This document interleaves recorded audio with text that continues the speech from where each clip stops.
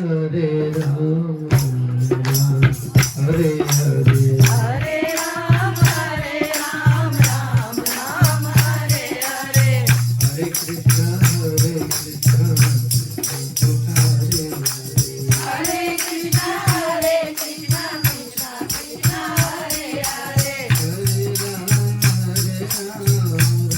राम हरे हरे राम राम हरे हरे हरे कृष्णा कृष्णा कृष्णा हरे हरे कृष्णा कृष्णा कृष्णा हरे हरे हरे हरे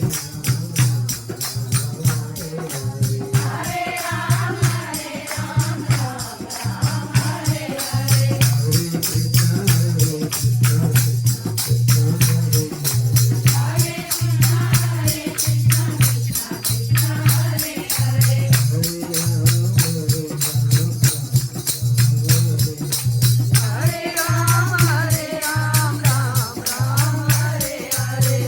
कृष्णा कृष्णा हरे कृष्णा कृष्णा हरे हरे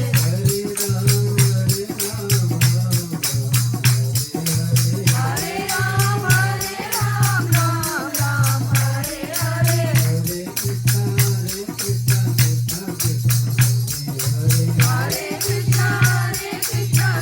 कृष्णा हरे हरे हरे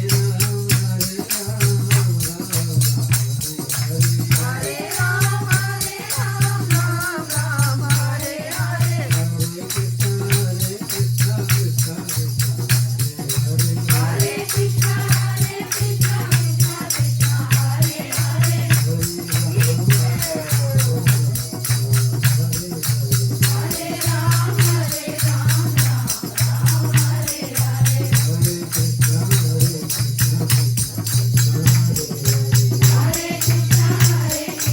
कृष्णा कृष्णा हरे हरे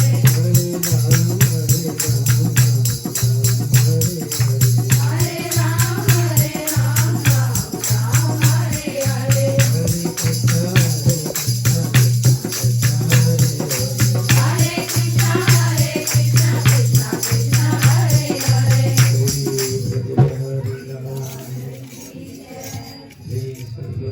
भगवान की जय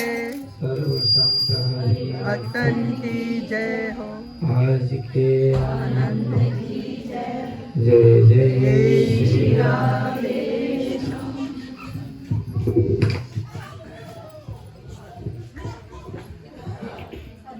बड़े सौभाग्य का समय है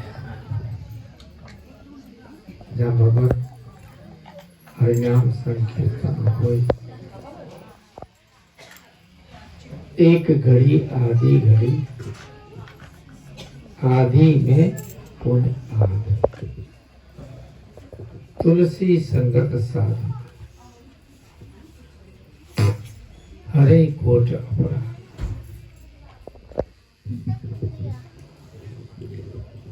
एक घड़ी आधी घड़ी। अच्छा आप बताओ, अभी हम लोगों ने ये जय बुलाया, आज के आनंद की जय। आज का आनंद क्या है भाई? सत्संग में आ पाए इसको बोलो, तुम्हें नहीं मालूम? उनको बुलाने का मतलब ये होता है कि आपको मालूम नहीं है। तो इतनी देर से सत्संग कर रहे थे, क्या कर रहे थे? जानकारी नहीं, जानना चाहिए। जब तक कोई उपलक्ष्य न हो तब तक उस कर्म सुचारू नहीं बन पाती। पहले उपलक्ष्य चाहिए। क्या है उपलक्ष्य? जन्म दिवस हो सकता है बच्चे का, अन्य कार्य और हो सकते हैं। कोई न कोई उपलक्ष्य तो होता है। बिना उपलक्ष्य का कोई भी सत्संग आदि या कोई आयोजन नहीं किया जाता है, न करते। अरे सवेरे रोटी पकाने के लिए भी आयोजनों की आवश्यकता होती है। पहले मन में संकल्प ली जाती है, रोटी बनानी है। फिर संकल्प आती है रोटी के साथ क्या और क्या बनानी है, कौन सी दाल बनानी है, कौन सी सब्जी बनानी है। ये भी एक संकल्प होता है। ये संकल्प उपलक्ष्य कहलाती है।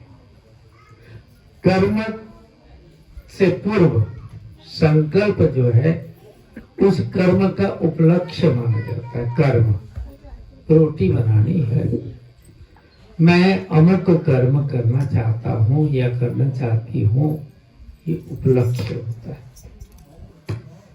इस उपलक्ष्य को लेकर के उस कर्म में प्रवृत्त होकर के व्यक्ति कर्म को पूर्ण करता है। इसलिए आवश्यक होती है पहले जानो, फिर उसको मानो। जाने बिना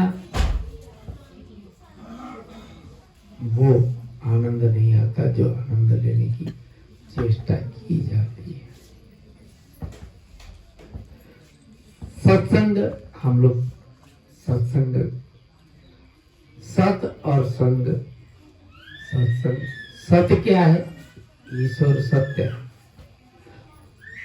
ईश्वर सत्य है। संग क्या है? बोले समूह को संग। हम समूह बैठ करके जिस कर्म को करें वो हमारे लिए सत्संग है।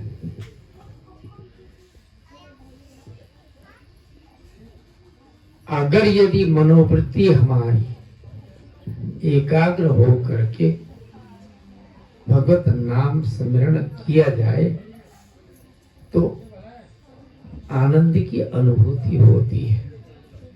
मन कहीं होता है, शरीर कहीं होती है।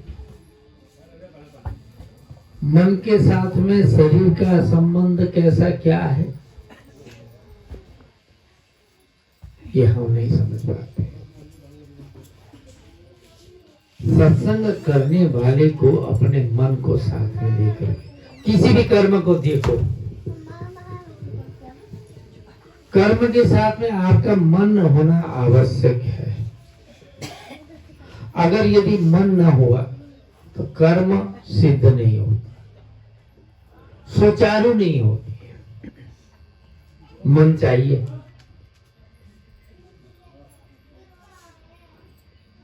हमारा मन है अमुक क्षेत्र में जाने का, संकल्प उठ गया।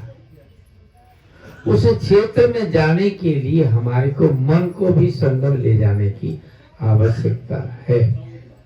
हम चूल्हे में रोटी सेक रहे हैं, मनीराम हमारा कहीं अन्यत्र गया होगा तो रोटी जल सकती है।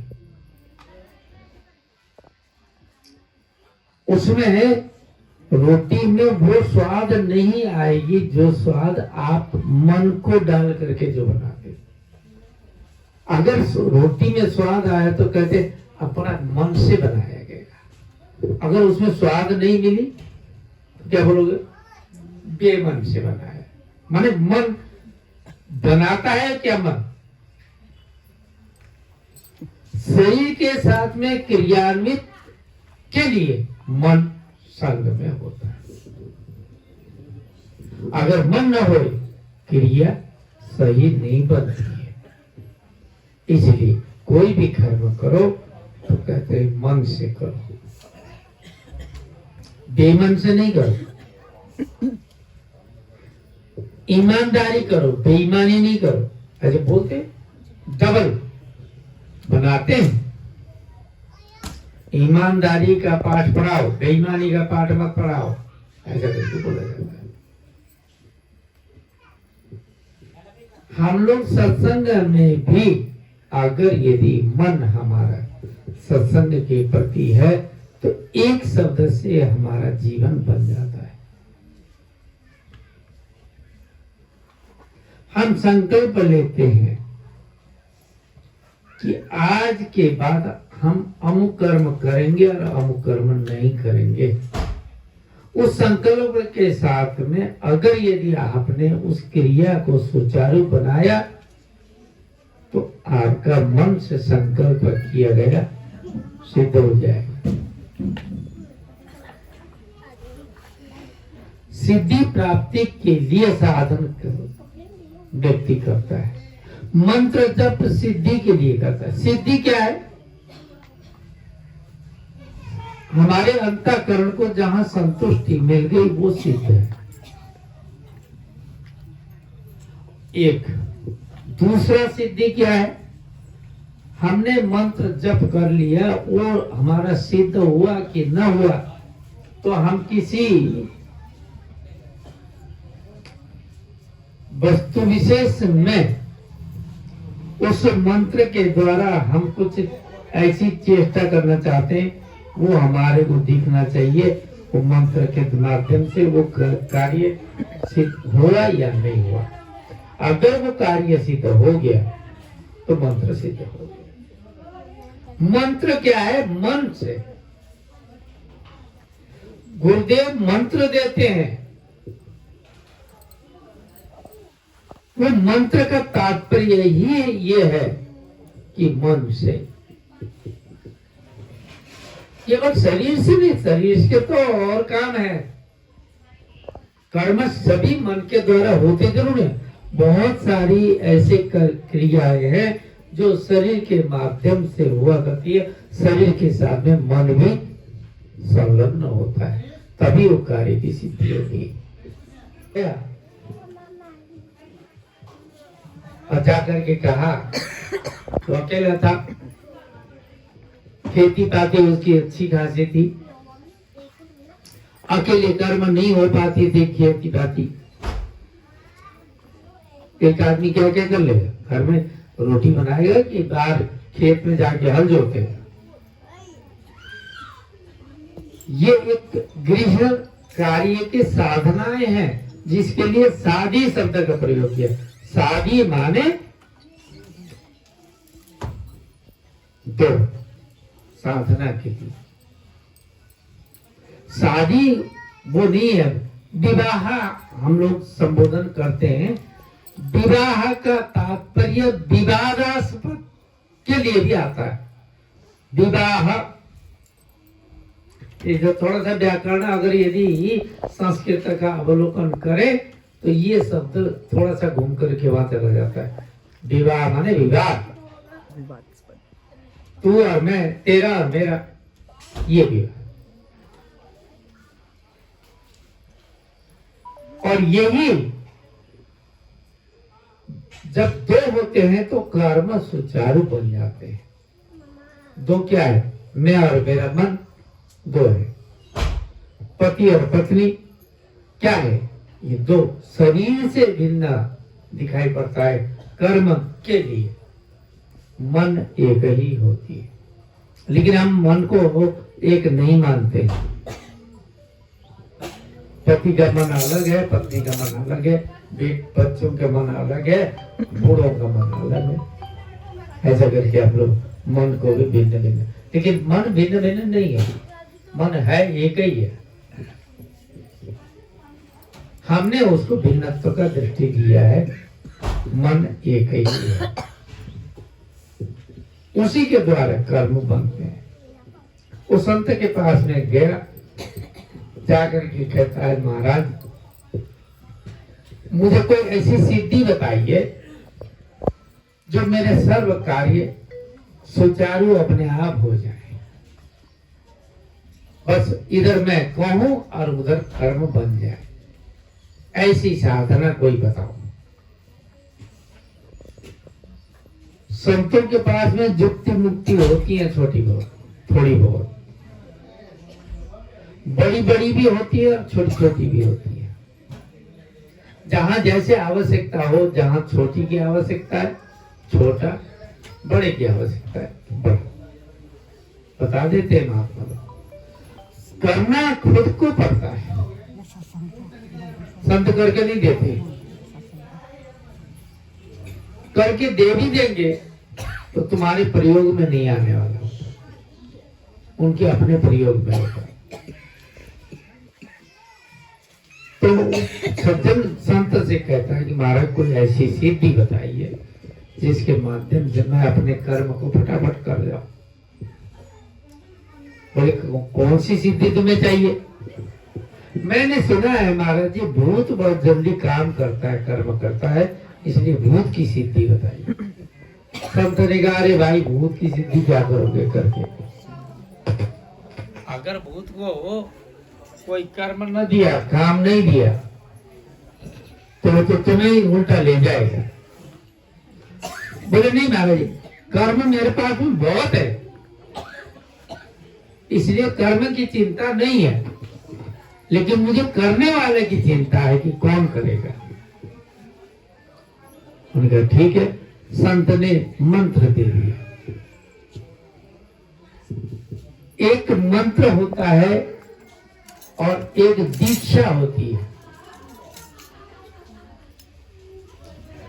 दीक्षा जब आपके पापों का हरण करने वाला होता है दीक्षा। मंत्र मन को बांध करके कर्म करवाने वाला होता है मंत्र। मंत्र में दीक्षा भी अंतर है, क्योंकि जब तक मन से मंत्र का सृजन नहीं करोगे तब तक तुम्हें सिद्धि प्राप्ति नहीं होगी। जब तुम्हें सिद्धि प्राप्ति नहीं होगी तो तुम कहोगे यार ये मंत्र तो बेकार। और गुरुजन जो दीक्षा देते हैं वो लौकिक नहीं होता है, वो पारलौकिक होता है। यहां अगर यदि तुमने विशिष्ट रूप से उसका स्मरण किया, सुमिरन किया, जप किया, तो यहाँ का भी फलादेश तुम्हें मिलेगा और आगे तो उसका सुचारू मिलेगा ही मिलेगा। तुम्हारे पापों को क्षय करने दीक्षया, पापों का नाश करने के लिए मंत्र होता है जो गुरुदेव देते हैं। तभी उसमें गुरुत्व आकर्षण बना करके फिर गुरु जी आप लोगों को बताते होते इस मंत्र का तुम जप करो। ऐसे ही संत ने कहा कि ये मंत्र है, तुम इसका जप करो, मन से करना, जप करो और तुम्हें सिद्धि हो जाएगी। अब वो भूत अपने आप आकर के पूछेगा कि बताइए हमारे लिए क्या सेवा है, क्या करें हम आपका। जैसे हम लोग आपस में व्यावहारिक ढंग में, आज तो ये बात, ये परंपरा खत्म होती चली गई है, जा रही है, थोड़ी मैंने कही है, हो तो है, अदरवाइज ये बात रही नहीं कि मैं आपका क्या कार्य कर सकता हूं, आपकी क्या हेल्प कर सकता हूं अथवा मदद कर सकता हूं। आज ये बात घर में परिवार के सदस्यों के बीच में भी ये बात नहीं होती है, दूर तो छोड़ो, घर के सदस्यों में भी ये वार्ता देखने को नहीं मिलती है, मैं आपकी क्या सेवा करूं।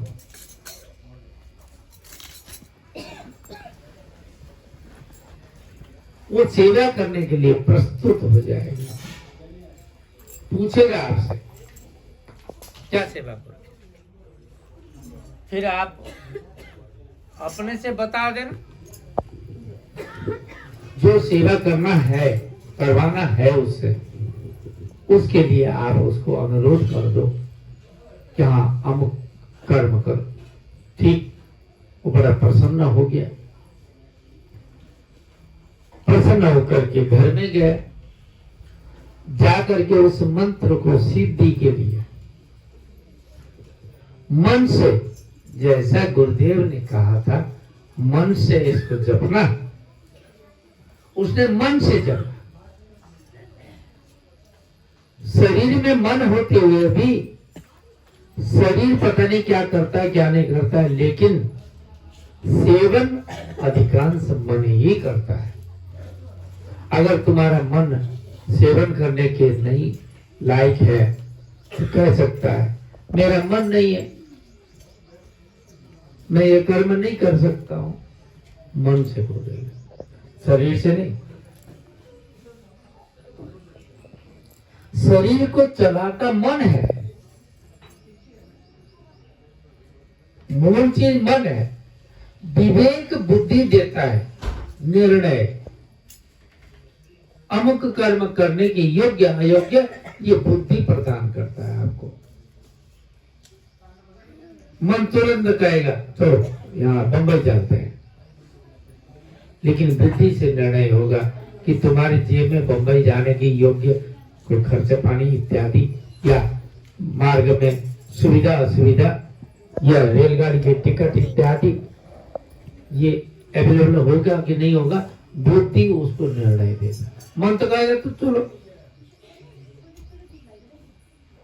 उसने जब किया मंत्र सिद्ध हो गया, भूत आ गया। भूत आकर के पूछता है बताइए मैं आपकी क्या, कि बताओ सेवा बताओ। तो उसने बता दिया मेरा इतना खेत है, जाओ खेत में हल जोत करके आ जाओ। उसने मिनट सेकंड नहीं लगाया, फटाफट जोत करके सामने खड़ा हो गया। बोले वो तो हो गया, और बताओ।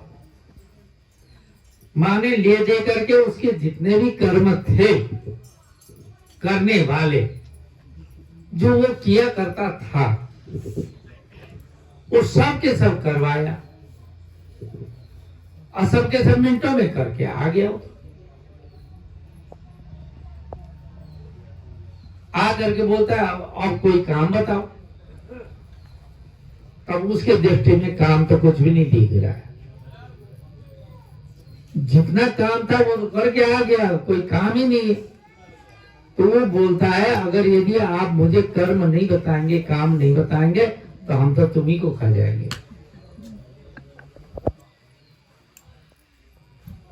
तुमको खाएंगे, बोलता आपको जो बुलाए हो तो काम बताओ। काम नहीं है तुम्हारे पास, हम तो तुम्ही को खा जाएंगे।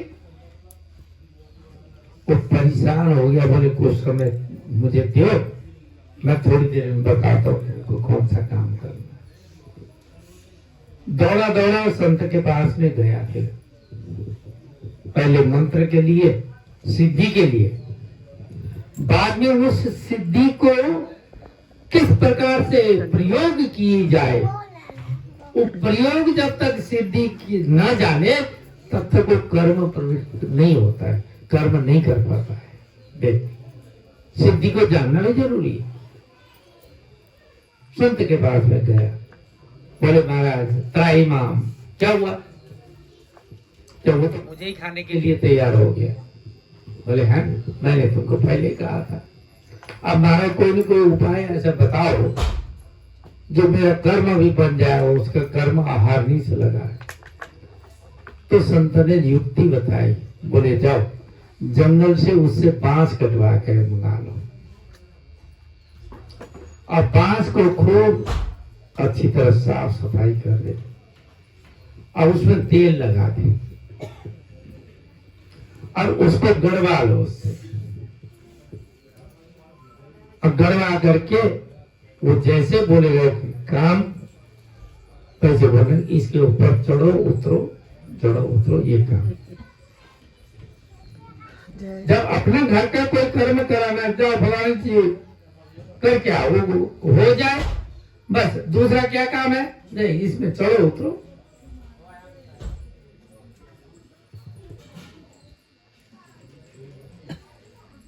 ऐसे तुम्हारा मन है, ऐसा ही मन है। इसको कुछ न कुछ चाहिए, कुछ न कुछ चाहिए। ये ठगुआपंथी में नहीं रहना चाहता है मन। इसलिए गुरुदेव ने तुमको बताया इसको मन से जप करो। गुरु मंत्र दिया, गुरुत्व दे डाल करके गुरु मंत्र को दे दिया। अब वो तुम्हारा मंत्र तुम्हारे मन रूपी बांदर को ऊपर नीचे करने के लिए उसको जय गुरुदेव।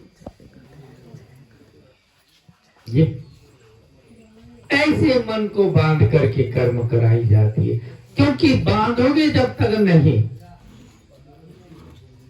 तब तक वो कर्म प्रवृत्त नहीं होगा। बांधोगे जब, गैया को जब तक बांधोगे नहीं तब तक दूध नहीं निकाल पाओगे।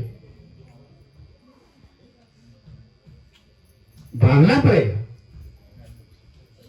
बांध करके पट्टे डालोगे या जो कुछ भी कर्म करोगे, लेकिन बिना बंधन की गाय से तुम दूध जल्दी नहीं ले पाते हो। ठीक इसी प्रकार से मन भी इसी प्रकार का है। इसको बांधो, पकड़ो बांधो प्रेम गुण, ये मन माखन चोर।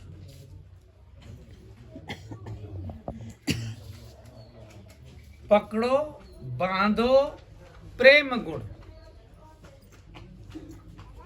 पहले पकड़ लो फिर उसको बांधो। और उसका गुण क्या है? बोले प्रेम। पकड़ो बांधो प्रेम गुण, या मन माखन चोर।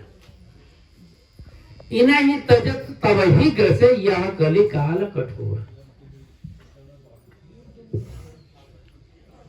ये कली काल है, कल आया नहीं। जो कल आया तो समझ लो काल आ गया, इसलिए कल ही काल बोल रहे हैं। काल माने समय भी होता है।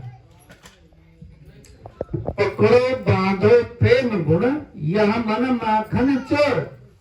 इन्हें ही तजत तब ही ग्रसे, यह कलिकाल कठोर।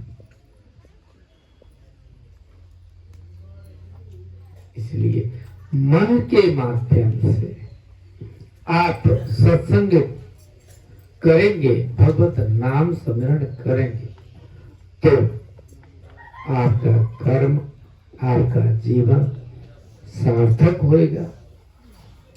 जो गुरुदेव ने आप लोगों को जो मंत्र दिया है, वो मंत्र सामान्य नहीं है। हम लोग सामान्य समझ करके उसको ये दृष्टि में ले जाते हैं। गुरु महाराज के द्वारा दिया गया जो मंत्र, उससे तुम जी चाहे जो कर्म करवा सकते हो। उसमें इतनी क्षमता है, इतनी ताकत है। वो ताकत, वो क्षमता को प्राप्त तभी हम कर सकते हैं जब हम उसको मन से जपेंगे, मन से सुमिरन करेंगे, तब कर सकते हैं। सत्संग के लिए सत्संग श्रवण करो। अगर यदि मन के द्वारा श्रवण हुआ तो एक शब्द जो है ना आपके जिंदगी में परिवर्तन ला सकती है। नहीं तो भाई सत्संग तो बहुत होते हैं। आज चाहे जो टेलीविजन खोल करके देख लो, दिन भर संतों के प्रवचन के ढेर लगे पड़े। खूब संत प्रवचन करते रहते, सुनाते रहते हैं, आप सुनते रहते हो। कितना सुने हो पहले अपने आप में देखो, अपने हृदय में हाथ लगा के देखो कि तुमने कितना सुना है। अगर वास्तव में सुना, एक शब्द भी अगर तुमने सुना होता, तुम्हारा जीवन सार्थक हो जाता। गुरुदेव के मंत्र में ही वो तथ्य है जो तुम रात दिन सुनते रहते हो।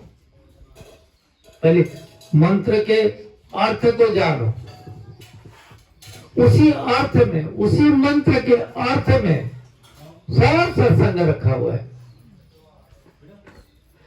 ऐसा कोई सत्संग नहीं है जो उस मंत्र के बीच में न हो। लेकिन यही है, हम कितने मन से उसको श्रवण करते हैं और कितना मन से हम उसका जप करते हैं, कितना मन लगा करके हम उस पर का प्रयोग करते हैं, ये हमारे ऊपर निर्भर करता है। रोटी हम बनाएं तो हम ही खा पाते हैं। ये नियति है। रोटी हम बनाए, एक बहानाबाजी तो जरूर है, हम घर में परिवार के लिए बना रहे हैं, वो परिवार के लिए पता नहीं कितना बना रहा है कितना नहीं बना रहा है, लेकिन अपने लिए तो निश्चित रूप से बना रहा है। कठिन जरूर है, हम परिवार को बना रहे हैं या हम दूसरे के लिए बना रहे हैं, तीसरे के, ये तो बहाने तो बहुत हैं। हम लोग बहाना जानते हैं, करते हैं, वास्तव में देखो करते हम अपने लिए, अपने लिए। कोई ऐसा कर्म नहीं है हमसे विपरीत होकर के हमने कर्म किया। जो भी कर्म किया है हमने अपने लिए किया है, किसी के लिए नहीं। विचार के देखो जरा, जिस दिन तुम्हारे को ये लगेगा कि मैं दूसरे के लिए कर रहा हूं, उस दिन तुम्हारी क्रियाएं बंद हो जाएंगी, छोड़ दोगे।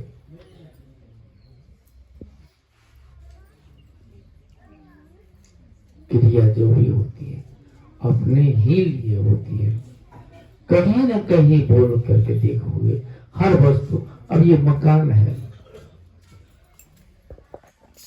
घर के सदस्य इसको मेरा करके संबोधन करेंगे, पड़ोसी का संबोधन नहीं करेंगे, मेरा कह करके इसका संबोधन होता है। मकान किसका है? मेरा।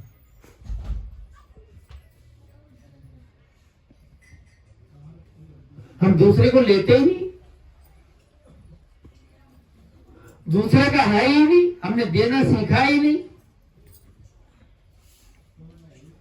हम तो लेता है, देवता नहीं है।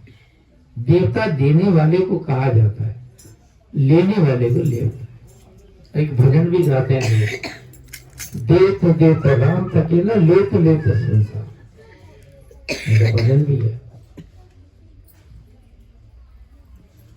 हम लेवता है, हम अहरनिश मानते रहते हैं। जबकि अगर यदि शुद्ध दृष्टि में देखो, मर जाऊं मांगो नहीं अपने तन के कारण, लेकिन हम अपने ही तन के लिए मांगते हैं, हम दूसरे के तन के लिए मांगते ही नहीं।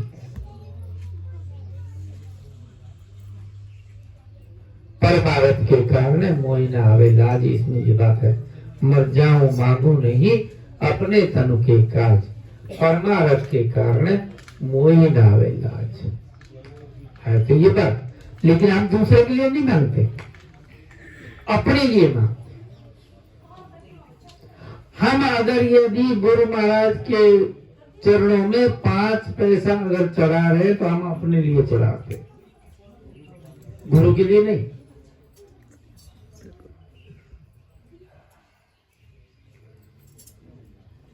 क्योंकि तुम्हारे लिए कहा गया दान करो। दान क्या है? किसके लिए? अपने लिए। आगे संचित हो जाए। बैंक में क्यों डालते हो? ताकि भविष्य में काम आए, इसीलिए भी बैंक बैलेंस करते।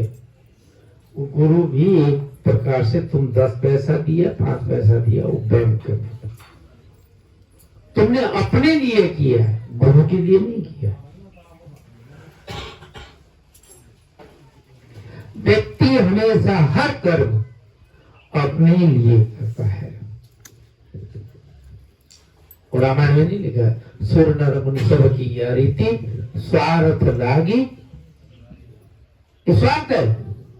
गुरु जी को 10 रुपया दिखा दिया, ले गुरु जी ऐसे करके दिखाते हैं। आप में बहुत बार देखा सुना ऐसे करके, जैसे गुरु महाराज ने वो 10 रुपया उसके कभी देखे ही नहीं, ऐसा करके दिखा करके ले गुरु।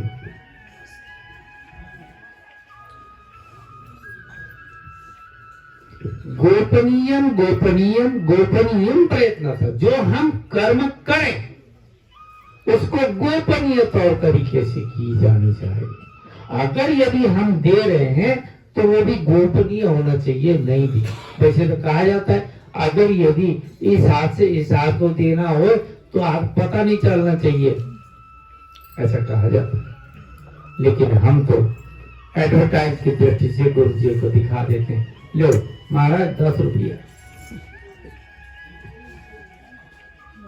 अपने लाखों खर्च कर जाएंगे, गुरु जी को 10 रुपया या 5 रुपया लो महाराज। गुरु को ऐसे समझते हैं जैसे वो खेत का मूली गाजर जैसा। गुरु मूली गाजर नहीं है तुम्हारे जीवन के लिए उसने संकल्प लिया है, तभी तुमको दीक्षा दिया है, तुम्हारे पापों को क्षय करने के लिए दीक्षा दिया है। जिन्हें इतना बड़ा कर्म किया उन तो 10 रुपया क्या दिखाते हो।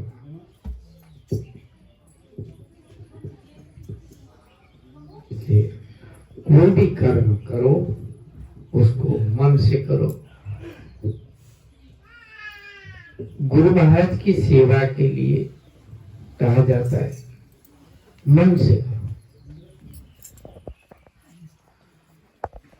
तो कहते खाली मन से क्या होगा, एक अपने कास्टिंग है, अभी पता नहीं बहुत समय से उनके साथ मुलाकात नहीं हुई है, उस पार के हैं पठानकोट में, महाजन घर का शरीर है।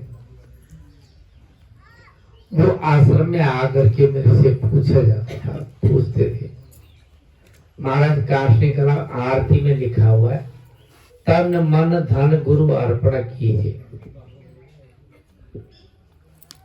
मैंने कहा हाँ लिखा है। तो बोले महाराज 2 चीज तो ठीक है, मन और धन तो ठीक है, लेकिन ये जो तन जो बोला गया है ये सही नहीं है। उनका सोच, उनकी सोचने की क्षमता, जबकि वो टीचर थे, पढ़ाने वाले टीचर थे। बहुत सारे आदमी में मैं नाम ले लूंगा तो बहुत जानते हैं पुराने लोग। मैंने कहा देखो तुम्हारा सोच जो है सही नहीं है। अगर गुरुदेव को भोजन बनाना हो तो काय से बनाओगे, मन से बना दोगे कि धन से बना दोगे? मन से रोटी रोटी रोटी रोटी कह दे पेट भर जाएगा। ये था भाई लो ये 4 रुपया ले जाओ, ये उससे उसका पेट भर जाएगा? वहां शरीर प्रयोग करनी पड़ेगी हमें। शरीर के माध्यम से रोटी बनाएंगे फिर गुरु सेवा होगी। शरीर के माध्यम से झाड़ू लगाएंगे तो गुरु सेवा होगी। शरीर के माध्यम से जल उठा करके देंगे तो गुरु को जल पिला पा सकते, वो सेवा हो जाएगी। शरीर के माध्यम से पुष्प ले जाकर के अर्पण करेंगे तो गुरु सेवा हो सकती है। इसलिए वहां तीनों चीज चाहिए, तन भी चाहिए, मन भी चाहिए और धन भी चाहिए। धन क्यों चाहिए? तुम्हारे धन में पवित्रता आए, इसलिए धन की आवश्यकता है। तन से क्यों करना चाहिए? तुम्हारा तन भी पवित्र हो जाए। तन और धन को पवित्र रखने की दृष्टि से किया गया, और मन को साधने के लिए किया गया, साधना। इसलिए तीनों प्रकार से गुरु सेवा की जा सकती है। केवल मन से और धन से सेवा से नहीं कर सकती, तीनों चीजें लगाने की आवश्यकता पड़ रही है। अगर यदि तुम्हारा मन नहीं हो धन के प्रति कि धन दे वहां, तो भी नहीं बनता। तुम्हारा मन ही नहीं, मेरा मन ही नहीं कर रहा है गुरु जी को 5 रुपया दे, मेरा मन नहीं कर रहा है कि गुरु जी को एक फूल चढ़ाए, मेरा मन नहीं कर रहा है मैं रोटी बनाई, वो किसी अर्थ करने। इसलिए अर्थ में लाना हो तो तीनों प्रकार से आपको अर्थ में लानी पड़ेगी। ये बात नोट करके रखनी चाहिए। जीवन में कर्म करो, कर्म के लिए मना नहीं है, लेकिन साथ साथ भगवती स्मरण करो, भगवत सुमिरन करो। हम लोग सत्संग माने, सत माने ईश्वर, संग माने समूह बैठ करके जो ईश्वर का नाम लिया जाता है, ये ईश्वर का गुणानुवाद गाई जाती है, वो सत्संग है। समूह में क्या बात, विचार के देखो, समूह क्यों करते हैं? समूह में कई प्रकार के फलादेश होते हैं। एक मंत्र आप जप करते हो, उसका उच्च स्वर से करते हो, उसका प्रभाव अलग होता है। थोड़ा सा मध्यम स्वर से करते हो, उसका प्रभाव अलग होता है। उससे और न्यून होकर के करते हो, उसका प्रभाव अलग होता है। ये अलग अलग पॉइंट के हिसाब से, जैसे व्यक्ति को अपने जीवन में उत्थान करना चाहता है, तो उसको उसी ही प्रकार के द्वारा उसको स्मरण सुमिरन करना चाहिए, तब जाकर के बात होगी। जैसे एक सिंपल तरीके से, अब ये छत में अगर यदि जाना है तो हमें सीढ़ी की आवश्यकता है, स्टेप चाहिए। ये जप करने की जो विधियां हैं, ये भी स्टेप है। एक स्टेप होती है ऊपर चढ़ने के लिए, और सत्संग के माध्यम से जो भगवत नाम जो सुमिरन की जाती है उच्च स्वर से, ये उच्च स्वर से करने से मनोवृत्ति को एकाग्र करने की दृष्टि को लेकर के साज और आवाज इन दोनों को मिला के की जाती है। जैसे कोई जप करता है, गुरुदेव ने आप लोगों को कई बार कहा तो जी उस शरीर के माध्यम से हमारे सामने इष्ट के रूप में परिणित है, उनको मानना चाहिए।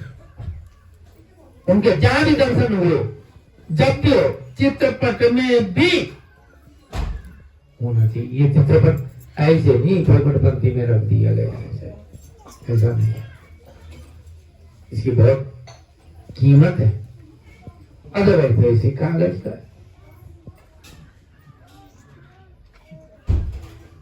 श्रद्धावान लभते ज्ञानम, जिसने श्रद्धा किया उस व्यक्ति को ज्ञानोपार्जन अपने आप होता है। उसको कहीं ज्ञान खरीदने की जरूरत नहीं है, ज्ञान कहीं से प्राप्त करने की जरूरत नहीं है, ज्ञान कहीं किसी से सुन करके उसको अमल करने की जरूरत नहीं है। श्रद्धा अगर यदि तुम्हारे पास में है, ज्ञान अपने आप तुम्हारे सामने आता है। इसलिए मैं प्रार्थना यही कर रहा था, मैंने कहा बिन सत्संग विवेक न होई, राम कृपा बिन सुलभ न सोई। राम कृपा तब होती है जब हम सत्संग करते हैं। सत्य क्या है, संग क्या है? ईश्वर सत्य है और हम समूह हैं, हम संग हैं, हम उसी के अंश हैं। ईश्वर अंश, जीव अविनाशी कहलाता है। जब तक इसमें ईश्वर का अंश है, सांस, जब तक ये जीवत्व में आता है। ये निकलने के पश्चात, ईश्वर तत्व निकलने के पश्चात कौन पूछता है इसको? कोई नहीं पूछता। इसका कोई अर्थ लेते हैं? कोई अर्थ